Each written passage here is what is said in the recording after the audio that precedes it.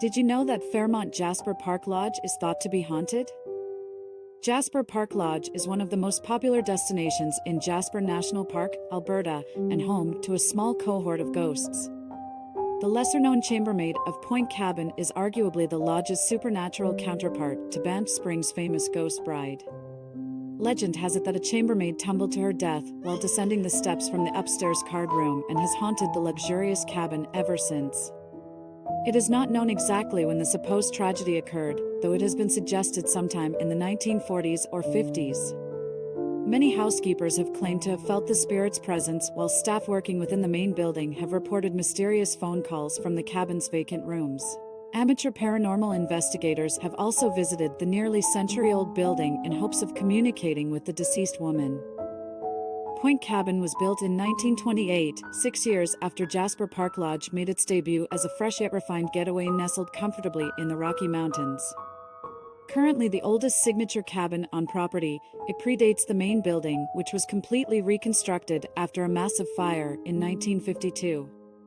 For nearly a century, Point Cabin has drawn subtle acclaim as a relaxing hideaway of the rich and famous, including the Duke of Kent, Marilyn Monroe, Bing Crosby, and Microsoft co-founder, Bill Gates.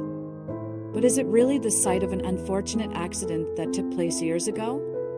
Or is this simply a story spun by the imaginative living of the lodge?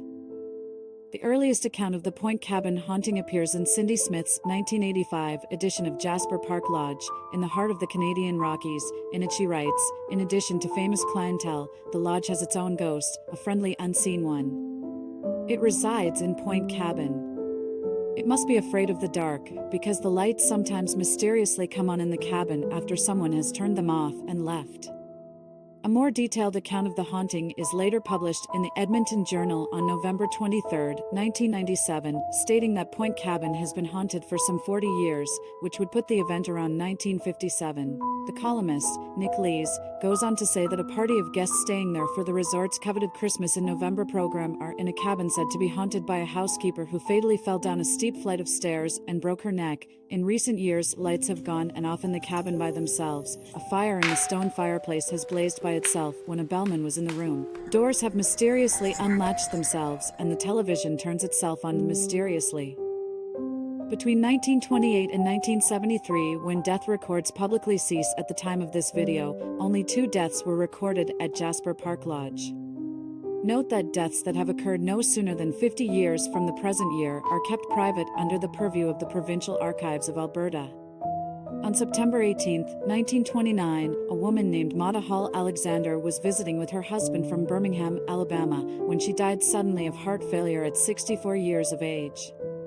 The following year, on August 2, the former manager of the Standard Bank in Oshawa, Ontario, John Pomeroy Owens, also died of heart failure at age 68. Both Alexander's and Owens' obituaries appeared in the Edmonton Journal shortly after their deaths, but throughout the following decades, not another inkling of tragedies surrounding the lodge made its way to either Edmonton or Calgary.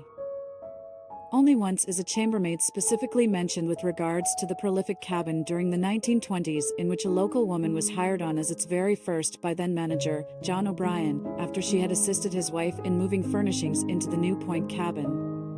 Mrs. O'Brien later transferred the fledgling maid temporarily to Outlook after a guest demanded she be fired for some minor oversight, a far cry from a tragic death. Nevertheless, Point Cabin remains one of the oldest structures in Jasper National Park and an integral aspect of its human history. Throughout the early to mid-1900s, professional photographers and filmmakers alike flocked to the park, the famed Hollywood of the North, to capture the majesty of the Canadian Rocky Mountains as well as the extravagant, newly built lodge.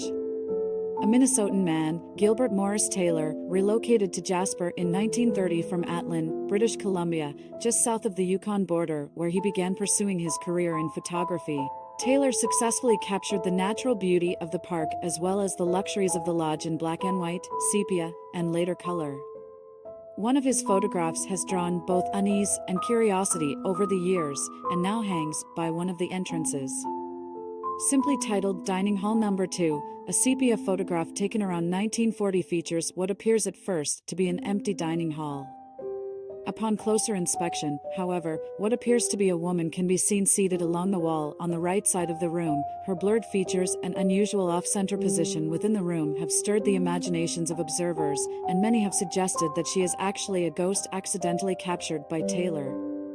Some lodge employees have even claimed to have interacted with an older woman in the Nook smokehouse only for her to vanish seconds later.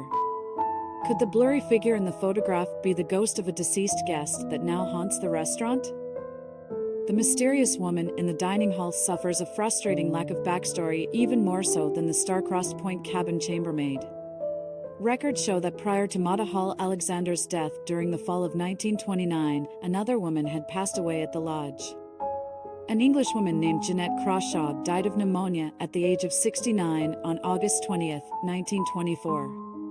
Unfortunately, very little information regarding guests during this time have survived to this day. All documents and ledgers containing any guest information were destroyed during the fire of 1952, in which one employee, Len Peters, sustained severe burns while ushering guests toward the exits.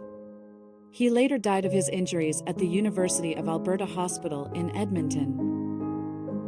Whether this figure is truly a spirit from decades ago or an unintentional blur, Taylor's photo of the original dining hall continues to provoke discussions of the lodge's rich history.